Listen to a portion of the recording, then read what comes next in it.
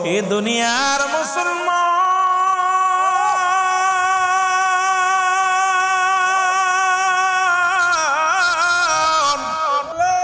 কিবলা জান হুজুর বলেন, বাবা তবে আমার বয়স মাত্র 10 বছর, আমার আম্মা জান মারা গেলেন। একটু কষ্টের কথা বলে যাই, কোন পীরের মুরিদ হইলাম। মা মারা গেলেন, দাদা খুব আদর করতেন, বাবাও আদর করতেন। বাবা শোনো, আমার আম্মা জান বিদায় হয়ে গেল, আমি বড় এতিম হয়ে গেলাম। মা সারা সন্তানের দুঃখ বুঝবে কে? পৃথিবীর মধ্যে মায়ের মতো কেউ হয় না।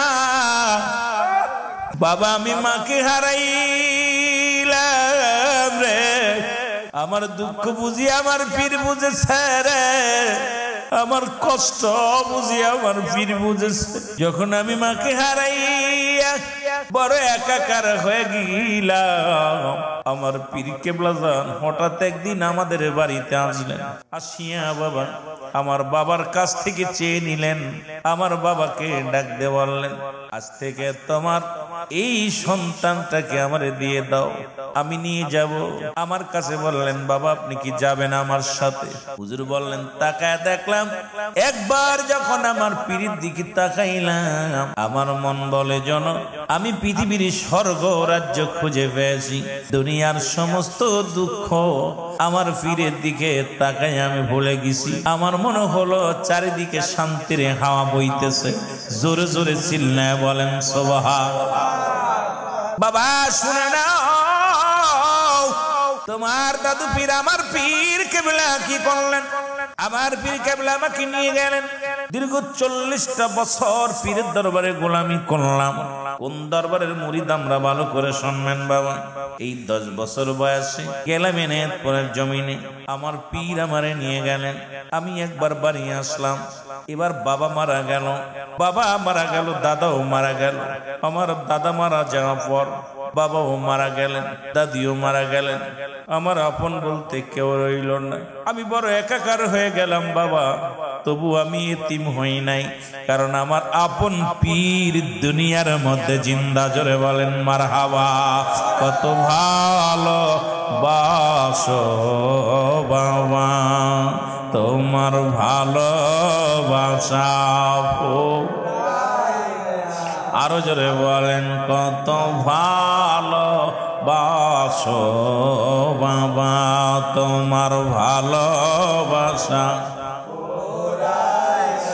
দেখলে তোমার নূর সিহারা, দেখলে তোমার প্রাণে দর জমানে না। কত ভালো বাসো বাবা, তোমার ভালো। সবাই চোখের পানি ছেড়ে কান্দেন আর বলেন, কত ভালো বাসো বাবা, তোমার ভালোবাসা। আমার রাসূল যাকে ভালোবাসেন,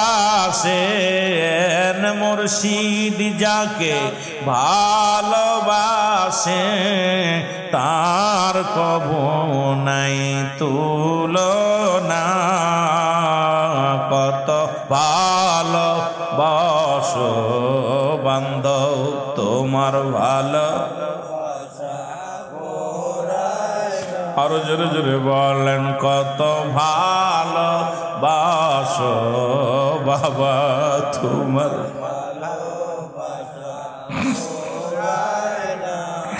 আমার মুর্শিদ বলে, বাবা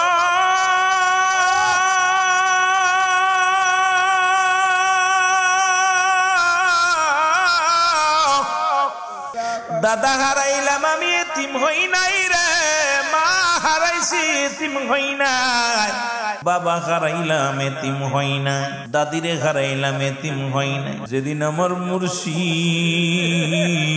যেদিন আমি আমার পীরকে হারাইলাম, সেই দিন থেকে আমি সব হারাইয়া ফেলেছি রে। সেদিন থেকে পৃথিবীর মধ্যে আমি এতিম হয়ে গেছি। জোরে জোরে চিল্লায় বলা যাবে না আল্লাহু আকবার। এ জাকের ভাইরা, কথাগুলো বলার পিছে যদি কারণ না থাকে আমি আজকে এই জন্য বলি, তরিকাতের মাহফিল হয়তো সময় পাবো না, শেষে কথা বলতে আমি শুরু থেকেই কথাগুলো বলে যাই।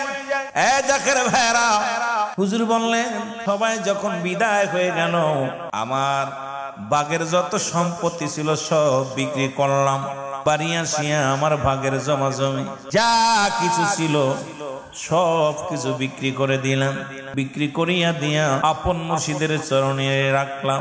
আপনার দাদু পীর আমার পীর কেবলা বললেন, বাবা হাসমতুল্লাহ, নাম বলি না, যদিও পীরের নামটা আমরা আদবের ক্ষেত্রে নামটা বলি না, অনেক সময় বলি আমার পীর বলতেন বড় মাওলানা, আমার হুজুরকে বড় মাওলানা বলে ডাকতেন।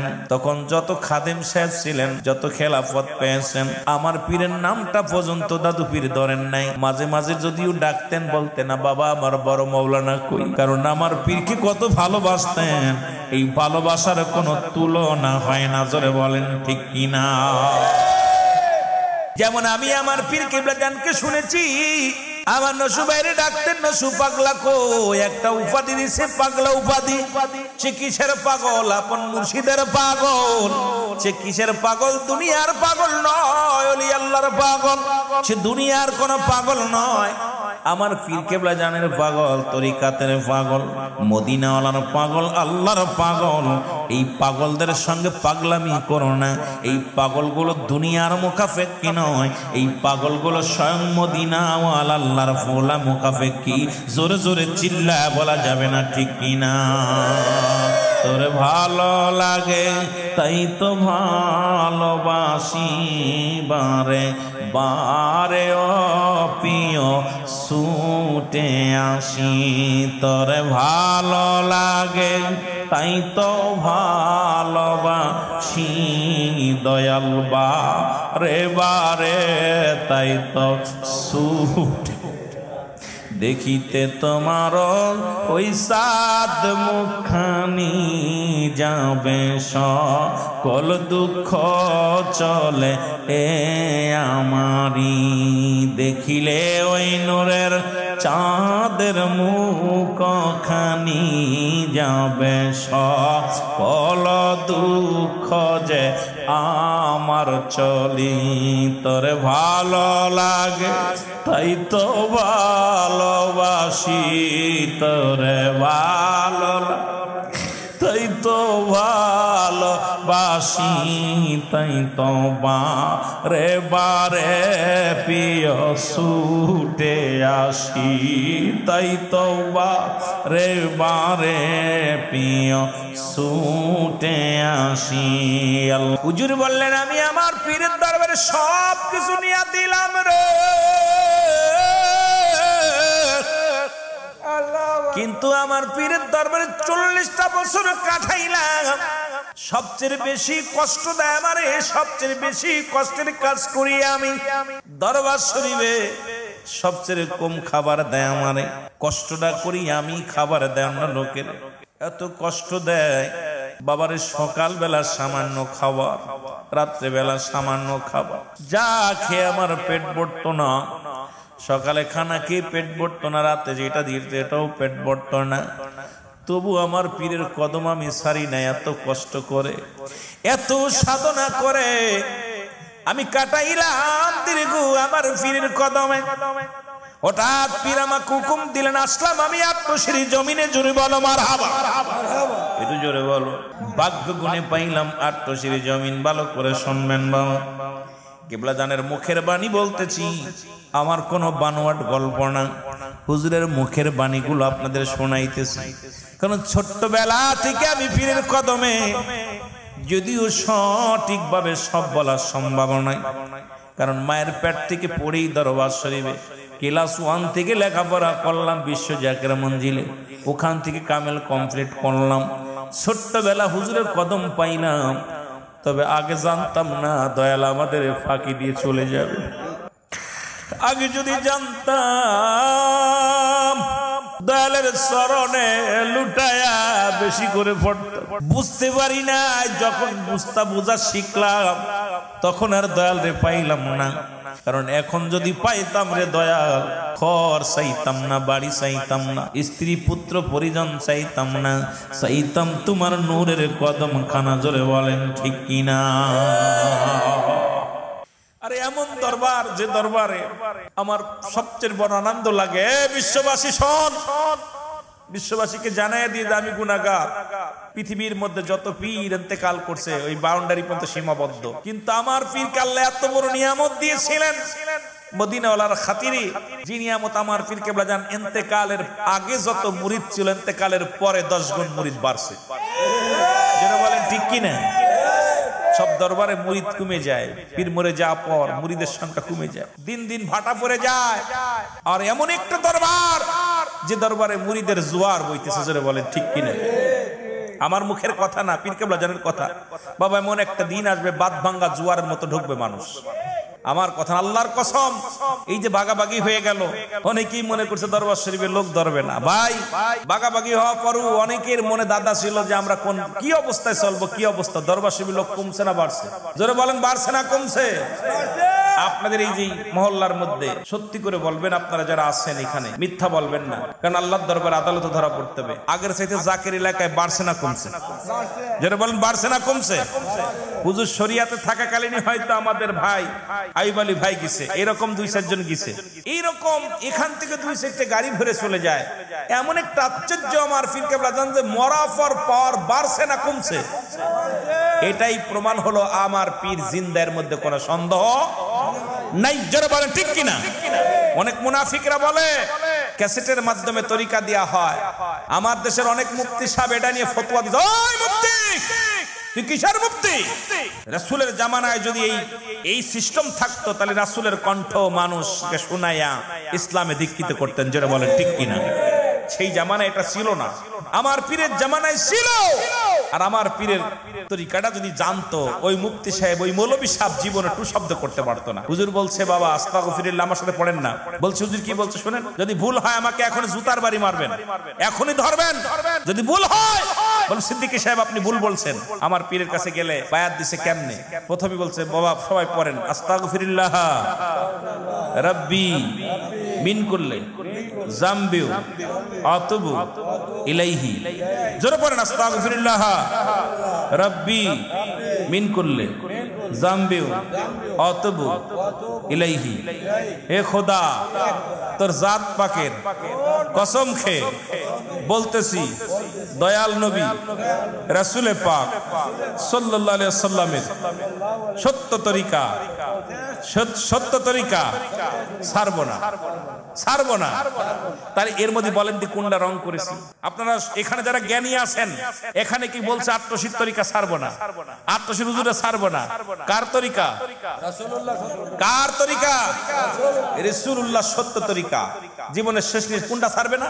লা ইলাহা, বলেন লা ইলাহা ইল্লাল্লাহু মুহাম্মাদুর রাসূলুল্লাহ।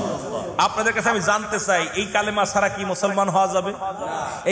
এই কালেমা ছাড়া কোনো পথ আছে? এই কালেমা ছাড়া কোনো মত আছে? এই কালেমার মধ্যে কোনো জুট আছে? তাহলে ওই মৌলবী যারা এই কালেমার উপরে আঙ্গুল তোলো, যারা এই তরিকা নিয়ে আঙ্গুল তোলো, তোমরা মুনাফিক, এর মধ্যে কোনো সন্দেহ নাই। যারা বলেন ঠিক কিনা? তোমরা মুনাফিক।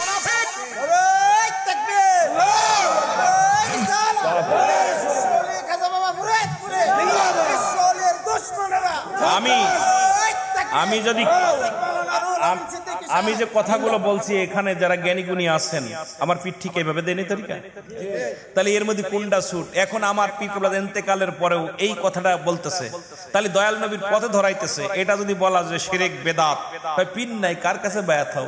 আরে বেটা, হুজুর বলছে বাবা আমি যখন থাকবো না, আমার জবানের সঙ্গে যারা জবান মিলায়া তরিকা গ্রহণ করবে তারাও আমার মুরিদ হিসেবে গণ্য হবে। সুবহানাল্লাহ বলেন, আরো জোরে বলেন। আর এইটা যদি না মানেন, ওলিদের কাছে আসে ইলহাম, নবীদের কাছে আসে ওহী। যারা এটা অস্বীকার করে সেটা 1 নম্বর মুনাফিক। যারা বলেন ঠিক কিনা? নবীদের কাছে কি আসে? যারা বলেন না কি আসে? ইলহাম। ওলিদের কাছে কি আসে? ইলহাম। নবীদের কাছে ওহী।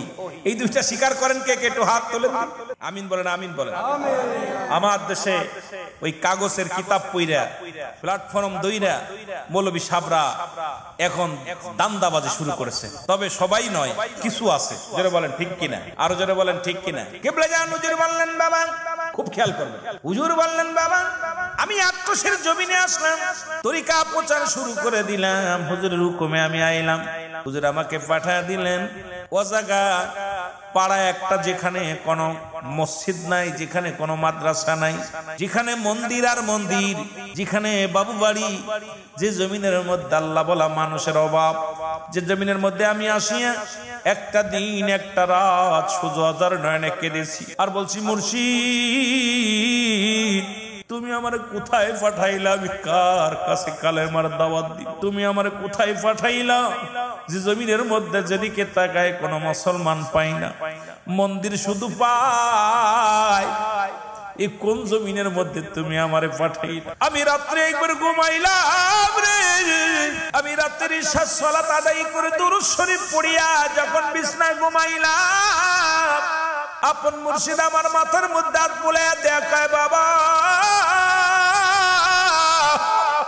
বাবা গো এমন একটা দিন আসবে বাবা, সেদিন আপনি এত পরিমাণ মুমিন মুসলমান পাইবেন, এমন পরিমাণ জাকির পাইবেন, পৃথিবীর মধ্যে এমন দরবার, বাংলার জমিনে এমন কোন দরবার আর কোথাও হবে না। জোরে জোরে চিল্লা বলা যাবে না মারহাবা।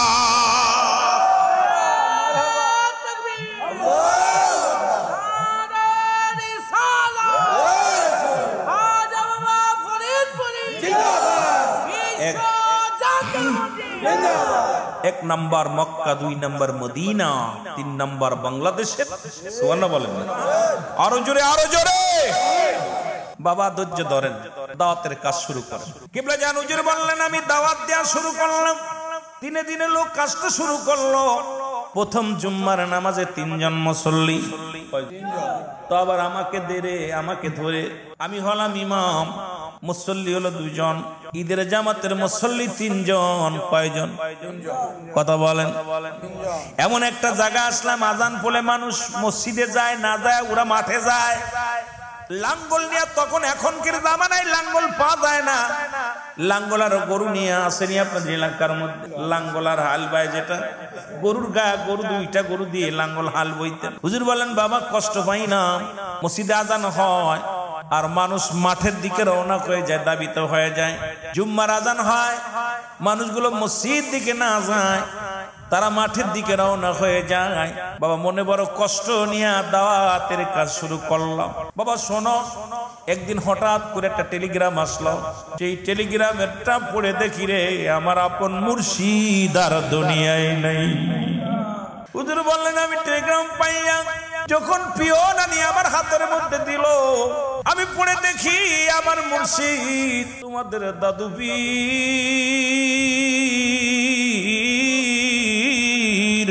আমার মুর্শিদ কেবলা আমার এতিম বানায় দারুল বাকায় চলে গেছে। বাবা আমি একটা দিন নয়, 2টা দিন নয়, 40 দিন অনাহারে আপন মুর্শিদ খারা সহ্য করতে পারি না। 40 দিন খানা ছেড়ে দিলাম। আমার তখন আর বাঁচার মনে শখ ছিল না। আজকে আমি নসুবাইকে পাইয়া কথাগুলো এই জন্য বলতেছি, অনেক পুরন জাকের বাইরে আছেন, কথাগুলো বলতেছি কারণ কথাগুলো বলার প্রয়োজন, জানার প্রয়োজন। হুজুর বললেন বাবা আমার মুর্শিদ যেদিন বিদায় হয়ে গেল, আমার মন বলে আমি আর বেঁচে থাকবো না, বেঁচে লাভ কি রে? আমি দুনিয়ার মধ্যে বাবা হারাইলাম, এতিম হই নাই রে, মা হারাইলাম, এতিম হই নাই, দাদা দাদি হারাইলাম, এতিম হই নাই। যখন আমার আপন মুর্শিদ দুনিয়া থেকে বিদায় নিল, তখন আমি চির এতিম হয়ে গেছি। বাবা সকালে মনে হতো রাত্রে মারা যাবো, রাত্রে মনে হতো সকালে মারা যাবো। আমার মন বলতো আর রাত কাটবে না, আমার মন বলতো দিন কাটবে না। এভাবে একটা দিন নয়, 2টি দিন নয়, 40টা দিন পার হয়ে গেল।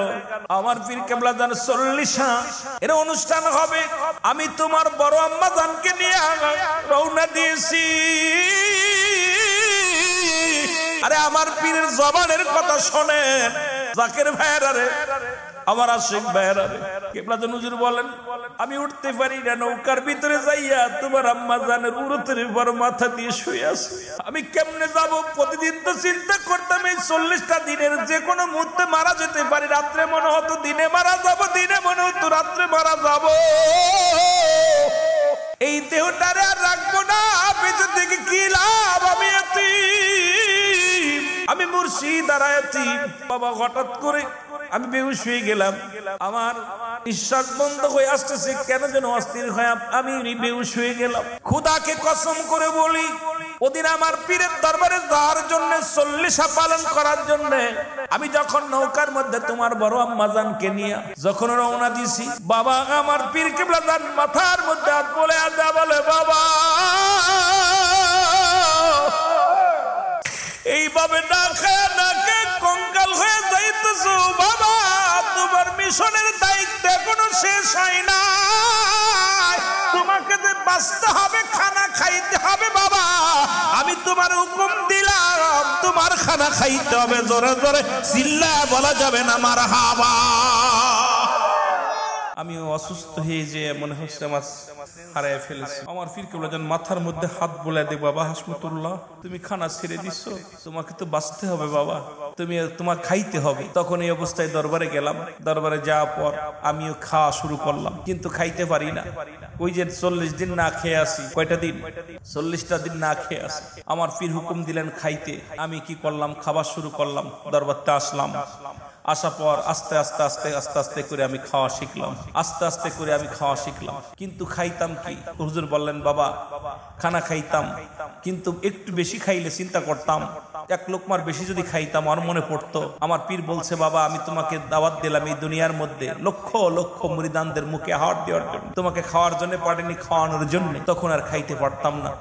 এইরকম করে আমার জীবনটা কাটাইছি। আমার শুধু ধ্যান ছিল, আমার শুধু জ্ঞান ছিল, আমার মন প্রাণ সব কিছু দিয়ে আমি আমার মুরিদ সন্তানদেরকে আপন করে নিছি। আমার ধ্যানের মধ্যে আমার মুরিদ, আমার ঘুমের মধ্যে আমার মুরিদ, আমার স্বপ্নের মধ্যে আমার মুরিদ, আমার বাস্তবতায় আমার মুরিদ। কারণ আমি আমার মুরিদ সন্তানের জন্য সব হারাইলাম বাবা। সেদিন থেকে আমি আমার তোমাদেরকে নিয়ে, আমার মুর্শিদ হারানোর পর আমি আমার সন্তানদেরকে নিয়ে, তোমাদেরকে নিয়ে, মানে আমাদেরকে নিয়ে, জাকেরদেরকে নিয়ে, আমি যখন তোমাদের মুখের দিকে তাকাই আমি একটু শান্তি পাই। তোমাদের মুখটা যখন আমি মলিন দেখি বড় কষ্ট পাই, তোমাদের মুখে যখন হাসি দেখি আমার মনে শান্তি লাগে বাবা।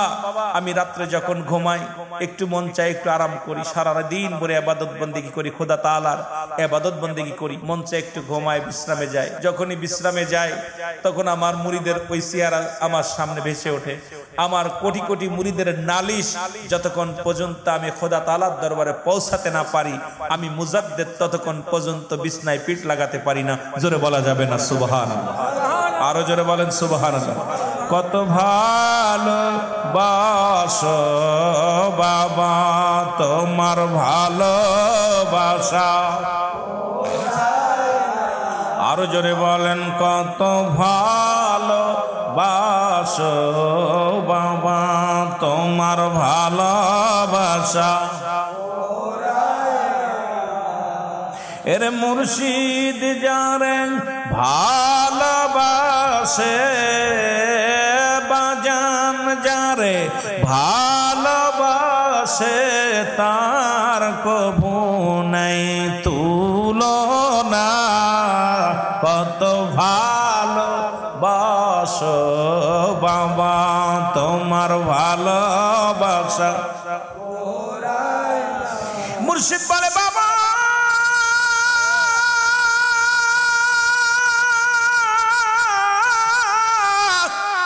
এরপরে জিন্দেগি গুলো আমি কাটাইলাম রে, মুরিদি মুরিদি বলে কাটাইলাম। সেই থেকে মুরিদ আমার তৃষ্ণা, মুরিদ আমার ঘুম, মুরিদ আমার নিদ্রা। কারণ আমার সারা পৃথিবী একদিকে আমার মুরিদ সন্তান একদিক। কারণ যখন মুরিদের পায়ে যদি কাটা ফোটে আমি মুজাদ্দিদ সাহেব আগে জানি, মুসলমান শুনে নাও, আমার দয়াল পীরের ওসিলায় রব্বি কারীম আমাকে এই ক্ষমতা দিয়েছে। আটলান্টিক মহাসাগরের মধ্যে যদি একটা কচ্ছপ কয়টা গোড় মারে, কয়টা উল্টা পাল্টা করে সাগরের মধ্যে, এটা দেখার ক্ষমতাও রব্বুল আলামিন আমাকে দান করেছে। জোরে বলেন না সুবহানাল্লাহ। পৃথিবীর মধ্যে প্রতিটা মুরিদ সন্তানেরা আমরা বড় ভাগ্যবান, আমরা বড় ধন্য। আমি কথাটা বলার জন্য একটা হাকিকত আছে, সেটা হলো সামনে 2026 সালের মহাপবিত্র বিশ্বর শরীফ আমার মুর্শিদকে ভালোবেসে আজও যারা মুর্শিদের কদমে বায়াত গ্রহণ করার পর অনেকেই দরবার শরীফে যান না, অনেকেই দরবার মুখী হন না, অনেকেই রওজা পাকে যান না। কথাটা বলার মধ্যে একটা হিকমত ছিল, কথাটা বলার জন্য এই কারণ ছিল, কারণ আপন মুর্শিদ যদি তার পীরকে এরকম শ্রদ্ধা করতে পারে, ভালোবাসতে পারে, আমরা কেন মুরিদ হইয়া আপন পীরের কাছে বায়াত গ্রহণ করিয়া এদিক ওদিক ঘোরাঘুরি করি? এখনো সময় আছে। আপন মুর্শিদ যেমনি তার পীরকে ভালোবেসেছে, আমরাও তেমনি ভালোবেসে দয়ালের কদমে জীবন জৈবন দিয়ে দিতে চাই কি চাই না? আর ভালো চাই কি চাই না? সুতরাং মুর্শিদ কি চাইছে? পীর কেবলা জান। অনেক মৌলবীরা আবার বলবে হুজুরি শিরক করতেছে। হুজুর বলতেন, বাবা আমি তোমাদের কাছে কিচ্ছু চাই না, ধন সম্পদ টাকা পয়সা আমাকে দিতে হয়, বাবা ঈমানটা দিও। সেটা কি ঈমান? সেই ঈমানটা কি? ভালোবাসা, প্রেম। বাবা মুর্শিদ পীর কোনদিন মুরিদের কাছে কিছু চায় না। আর আমার পীর পৃথিবীর কোনো মুখাফেক্কি ছিলেন না। কেবলা জান যদি এখানে কার কাছে কি বলবো, আমার তো বড় সাক্ষী এখানে আছে। আমার পীর যদি চাইতেন সকাল বিকাল 2-4টা গরু জবাই করে বোনা করে খাইতে পারতো। পারতো কি পারতো না? আরো যারা বলেন পারতো কি পারতো না? কেবলা জান হুজুর একবার অসুস্থ হইলেন, প্রচন্ড অসুস্থ হওয়ার পর ডাক্তার আনা হলো। ডাক্তার 2 ভাইজান কাঁদতেছে, হুজুর পাক তো কারোর সাথে কথা বলে না, একদম নীরবতা পালন করতেছে। হুজুর কোন চেয়েও দেখে না, একদম সিজদার মধ্যে পড়ে ইয়া রব্বি হাবলি মুরিদি, ইয়া রব্বি হাবলি মুরিদি বলে কাঁদতেন। কেবলা জান হুজুর কারোর কথা বলে না। ডাক্তার নিয়ে এসে হাতুরের যারা এলাকার ডাক্তার ছিল, পার্সোনাল ডাক্তার, উনি আসার পর দেখছে হুজুরের রহি চলে না, রক্ত চলে না, খুব অবস্থা খারাপ। তাড়াতাড়ি বড় ডাক্তার নিয়ে আসেন। বড় ডাক্তার আইনা যে তাড়াতাড়ি ট্রিটমেন্ট করেন। উনি আসার পর বলতেছে, ভাইজান আপনার বাবার দেহের মধ্যে কোনো রোগ নাই। আল্লাহু আকবার বলেন। কি নাই? রোগ নাই। মিয়া ভাইজান মুজাদ্দিদ সাহেব, বিজু ভাইজান মুজাদ্দিদ সাহেব হাওমাও করে কাঁদতে লাগলেন, রোগ নাই, আমার আব্বাজান কথা বলে না, আমার আব্বাজান উঠতে পারে না, আপনি বলেন কোনো রোগ নাই? উনি বললেন, ডাক্তার সাহেব বললেন, একটা কাজ করেন, আপনার আব্বার দেহের ভিতরে কোনো রোগ নাই, আপনার একটু ভালো মন্দ খাওয়াইবেন, খাওয়াইলে পরে আপনি দেখবেন আপনার বাবা সুস্থ হয়ে যাবে। কেবলা জান হুজুরের একদম গেঞ্জিটা যখন গায়ে দিতেন, আপনারা যারা দেখছেন গেঞ্জি গায়ে অবস্থায়, আপনারা অনেকে দেখতে পারেন নাই, হয়তো ভিতরে যারা খাদেম আছেন, হয়তো আমার কপালে জুটছে অনেকবার, আমার পীর কেবলা জান হাফ পাতা গেঞ্জি গায়ে দেওয়া অবস্থা, আমি গুনাহগারের কপালে জুটছে, আমার কপালে জুটছে। এই জন্য যদিও আমরা বলি না দেহ, আমার কেবলা জান হুজুর কখনো খালি গায়ে হন নাই। হাফাতা গেঞ্জি, সুন্নাতি গেঞ্জি, এই গেঞ্জিগুলো গায়ের মধ্যে থাকতেন। তারপর রুমাল মোবারক থাকতেন, সবসময় জন্য সে পর্দা করতেন, শরিয়াতের বিধান অনুযায়ী চলতেন আমার পীর কেবলা জান। এইবার আমার পীর কেবলা জানের কথা একটা মনে পড়ে গেল। হঠাৎ করে হুজুর পাক এরা ডাক্তারে বললেন ভালো মন্দ খাওয়াইতে, হুজুরের কাছে ভালো রান্না বান্না করে হুজুরের সামনে আনা হলো। হুজুর হাউ মাউ করে কেঁদে দিয়ে বললেন, বাবা তোমরা কিসের জন্য আনছো? তোমরা কি জানো না বাবা, আমার অনেক লক্ষ লক্ষ মুরিদ অনেকেই অনাহারে আছে, অনেকের পণ্যে কাপড় নাই, অনেকের পেটে খাবার নাই। আমি মুজাদ্দিদ সাহেব যদি খানা খেয়ে বিদায় নিয়ে যাই, কিয়ামতের ময়দানে আমি রব্বে কারিমের কাছে কি জবাব দিব? আমার মুরিদ সন্তান অনাহারে। আমার ভাই বন্ধুগণ, আমার হুজুর বললেন, বাবা হুজুর বাবা আপনি তো খুবই অসুস্থ। বলেন, বাবা এই মুরিদের নালে আমার দেখতেছেন, কয় আপনার দেহখানা তো কঙ্কাল হয়ে গেছে। কেবলা জান হুজুর বললেন, বাবা আমার মুরিদানদের নালিশ শুনতে শুনতে, দুঃখে সুখে নালিশ শুনতে শুনতে আমার সোনার দেহখানা কঙ্কাল করে ফেলেছি বাবা। কারণ আমার যতক্ষণ পর্যন্ত খোদা তাআলার কাছে আমি আমার সন্তানদের নালিশ পৌঁছাতে না পারি, আমি মুজাদ্দিদ খানা খাই না, ঘুমাই নাই, এমন মুর্শিদ জগতের মধ্যে পাওয়া যাবে না। জোরে বলেন ঠিক কিনা? আরো জোরে বলেন ঠিক কিনা? আজকে আমরা দেখছি অনেক পীর সাহেব, আরে বাবা গার ঘুরাইতে পারে না, খায়া রাগ করবেন না, অনেক পীর সাহেব আছে গার ঘুরাইতে পারে না, অনেক পীর সাহেব আছে 1 লাখের উপরে মাহফিলে যায় না, অনেক পীর সাহেব আছে 80,000 90,000 টাকার কমে মাহফিলে যায় না। পীর সাহেব লেখছে নামের পিছে, কিন্তু মুরিদের বাড়ি যাইব কয়েক লাখ লাগবে। কয় লাখ? কথা কন না কেন? আবার মনে কিছু করেন না, অনেক পীর আছে বাড়ি বাড়ি ঘরে, মুরিদের সংখ্যা 3 জন 4 জন, ওই পার্সোনাল 3 জন মুরিদ হইছে, একজন তো তর্ক করে আর একজন গালিগালাজ করে, জোরে বলেন ঠিক কিনা? তো এই সমস্ত পীরেরা, আপনার পীর হইছে নতুন পীর, নয়া পীর, এই সমস্ত পীররা মনে হচ্ছে পীরগিরি বুঝি সহজ। আরে আমার পীর তো কোনোদিন কারোর বাড়ি যায় নাই, আমার পীর কোনোদিন আপনাদের ব্রাহ্মণবাড়ি আইছে? জোরে বলেন আইছে না সরাইলে আইছে? আমার পীর কি কোনোদিন সরাইলে আইছে? আমার পীর কোনোদিন সরাইলের জমিনে আসে নাই, ব্রাহ্মণবাড়িয়ার জমিনে আসে নাই। আমার পীর এই পৃথিবীর মধ্যে এমন একটা ফুল, যার আপনারা ভ্রমর, এই ফুল ভ্রমর যায় কোথায়? ফুলের কাছে যায় কি? মধু আনতে। জোরে বলেন ঠিক কিনা? আরো জোরে বলেন ঠিক কিনা? না ময়লার পর বসে? পদ্মমধু কিসের পর বসে? মৌমাছি কিসের পর বসে? ফুলের পরে। কিসের জন্য? মধুর সংগ্রহ করার জন্য। কিসের জন্য? আমার পীর এমন একটা ফুল, এমন একটা মধু নিয়ে আসছে, দয়াল নবী রাসূল পাক সাল্লাল্লাহু আলাইহি সাল্লামের নূরের মধু, যে মধু মুবারক নিয়ে কেবলাদান হুজুর আটকশির জমিনে আসছে। আর এই মধু আহরণের জন্য সারা বিশ্বের সুন্নি জনতা, সারা বিশ্বের নবী প্রেমিকেরা পঙ্গপালের মতো ছুটে সেই দরবারে যায়। জোরে বলেন ঠিক কিনা? আরো জোরে বলেন ঠিক কিনা? কিন্তু এইটা তোমরা যতই ডিল মারো মৌমাছির চাকে, মৌমাছির কামড় খেয়ে মরবা। এই ডিল থেকে মধু আনা সম্ভব না বাবা। কত ডিল মারলো, কতজন দেখলাম এইটুক বয়সে। কত মৌলবী সাহেব আমার হুজুরে কাফের উপাধি দিছে, কত মৌলবী সাহেব আমার পীর কেবলাদানকে কত উপাধি দিছে। নসিহতের বিরোধিতা করতেছে, নসিহতে বললে আরে বেটা কখন কোন হালাতে ওলি আল্লাহ কোন কথা বলে এটা তুই কি বুঝতে পারবি রে বেটা? তোর সেই বুঝার জ্ঞান আছে? শরীয়তের জ্ঞান অর্জন করার পর ফটফট করে লাফাইতেছস, বড় মুফতি হইছস, বড় মুহাদ্দিস হইছস, বড় জ্ঞানী হইছস। অ্যারিস্টটল সক্রেটিস বই লেখা পর বলে নো তাইসেল, নিজেকে নিজে চিনতে হবে, মানারাফান নফস, নিজের নফসকে চিনতে হবে, কলবু সালিম, আত্মাকে পরিশুদ্ধ করতে হবে। তোমার মতো 2 টাকার মৌলবী যদি তুমি নসিহতের বিরোধিতা করো, তোমার মতো 2 টাকার মৌলবী ওলি আল্লাহদের ভুল ধরো, তোমার আমার মতো মৌলবীরা যদি ওলি আল্লাহদের সঙ্গে দুশমনি করে, তাহলে বোঝা যাবে তো নিজের তাকবীরে নিজে ফুকা লাগছে। জোরে বলেন ঠিক কিনা? আরো জোরে বলেন ঠিক কিনা?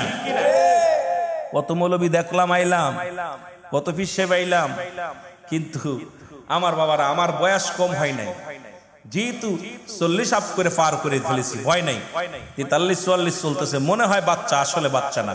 কারণ আমি আমার এই যে মনিরুজ্জামান, ওদেরকে বাচ্চা দেখছি, একদম ছোট্ট মানুষ। ওরা মনে হয় তখন এই 6-7 এর ছাত্র, ওই একটা তখন 8-7 পরে মনে হয়, ওই এখন ট্রিপল টাইটেল। তো ওদের আমার এক জায়গায় দাঁড়াইলে আমার ওদের সাথে বয়স কম, আসলে বয়স কম না। কারণ হলো দেখতে, কারণ আপন মুর্শিদ, মুর্শিদের কদমে যতদিন থাকছি, কত মৌলবী দেখলাম আইলো গেল, কত মৌলবী ভুল ধরার জন্য আসলো, কত মৌলবী কত কিছু করার জন্য আসলো। কিন্তু বাবা একটা জিনিস মনে রাখবেন, প্রাচীলে গুতা মারলে আপনার হাত ভেঙে যাবে, প্রাচীলের কিচ্ছু যায় আসে না। আমার মহান পীর প্রাচীল, যেটা মদিনাওয়ালার সুগন্ধি নিয়ে, মদিনাওয়ালার সত্য তরিকা নিয়ে আটকশির জমিনে আসছে, আপনি আমি যতই ঢিল মারি না কেন কিচ্ছু যায় আসে না, ওই প্রাচীল থাকবেই কিয়ামত পর্যন্ত। জোরে বলেন ঠিক কিনা? আরো জোরে বলেন ঠিক কিনা? আপনার বিশ্বাস হলেও ভালো, না হলেও ভালো। আপনারা মুরিদের সংখ্যা গণেন, কয় আমার মুরিদ 1000, আমার মুরিদ 3 জন, আমার মুরিদ 2 জন, আমার মুরিদ 3000, 1000, 5000। আরে আমার পীর কেবলাদান জীবন দশায় থাকতে তখন ছিল 3.5 কোটি মুরিদ। এখন মুরিদের সংখ্যা কত কোটি হয়েছে আল্লাহ ভালো জানে, আমরা বলতে পারবো না। শুধু আমার পীর কেবলাদান বাংলাদেশে নয়, অল গোটা বিশ্বের বুকে বিশ্ব জাকের মঞ্জিলের মুরিদ নাই বলতে গেলে কষ্ট হয়। জোরে বলেন ঠিক কিনা? 54টা রাষ্ট্রে ছিল মুরিদ, আমার জানা মতো আজ থেকে 3-4 বছর আগে। এখন নেতৃবৃন্দ জানে কত, আমরা তার এগুলো ভালো জানি না। তখন আমরা জানতাম 54টা রাষ্ট্রের মুরিদ আছে আমার পীর কেবলাদান। London, America, Kuwait, Japan, Bharat, America, আপনার জাপান টাপান দিয়া ইত্যাদি ইত্যাদি, মালয়েশিয়া দিয়া, এইরকম 54টা রাষ্ট্রের মুরিদ ছিল পীর কেবলাদানের। যেই রাষ্ট্রগুলোর আমার বাবারা এখন আরো বেশি হয়েছে, অনেক মানুষগুলো আসে, আমরা তাদের ভাষাও বুঝি না। আর আমার দরবারে বিশ্ব জাকের মঞ্জিলের মুরিদ আমার মনে হয় বাংলাদেশি প্রবাসী ভাইরা যারা আছেন, প্রায় যে যত দেশে আছে আমার দরবারের মুরিদ 2 সাইডে আছে ইনশাআল্লাহ। জোরে বলেন ঠিক কিনা? আর জোরে বলেন ঠিক কিনা? সুতরাং আমি এখনো বলি বাজান, সময় আছে। ব্রাহ্মণবাড়িয়ার আলেমরা এখনো আপনাদেরকে অনুরোধ করব, সেই মুর্শিদের দিকে আঙ্গুল তুলে তাকায়েন না, আপনাদের ক্ষতি নিজেরা ডেকেন না। আল্লাহ আপনাদের দয়া করুক। জোরে বলুন আমিন। আরো জোরে বলেন আমিন। ও তোমরা সনগমন দিয়া, তোমরা সনগম, আমার দয়াল বাবা ডাকিতেছে, আয় রে জাকের তোরাং, আমার খাজা বাবা ডাকিতেছে, আয় রে জাকের তোরাং, তোমরা সনগমন দিয়া, তোমরা আমার দয়াল বাবা ডাকিতেছে আয় রে জাকের তোরা আমার দয়াল বাবা ডাকিতেছে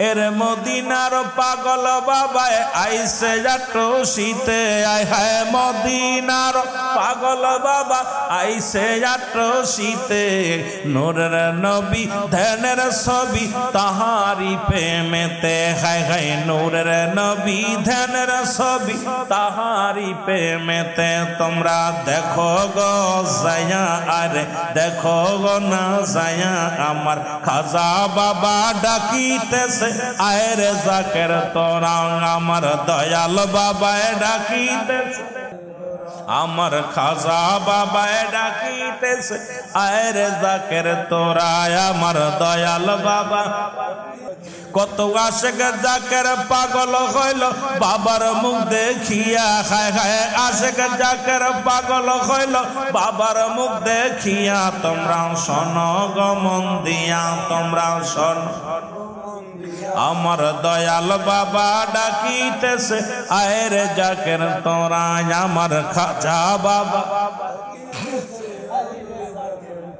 এর মদিনার প্রেমিক বানায় বাবার কাছে গেলে খায় খায় মদিনার প্রেমিক বানায় খাজার কাছে গেলে বলো মদিনার ওগো আল্লাহ আল্লাহ জিকির করে কলবে সকলের হায় হায় আল্লাহ আল্লাহ জিকির করে কলবে সকলের তোমরা শোনো গো মন দিয়া তোমরা শোনো গো মন দিয়া আমার দয়াল বাবা ডাকিতেছে আয় রে জাকের তোরা আমার খাজা বাবা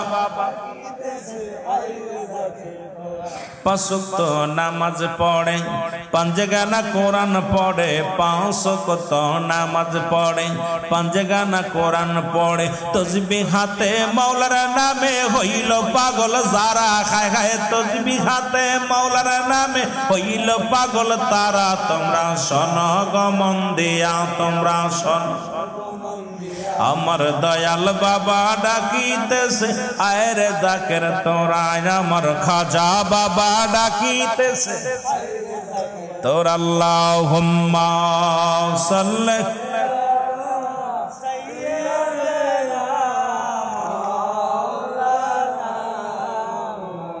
ওয়া আলি সাইয়্যিদিনা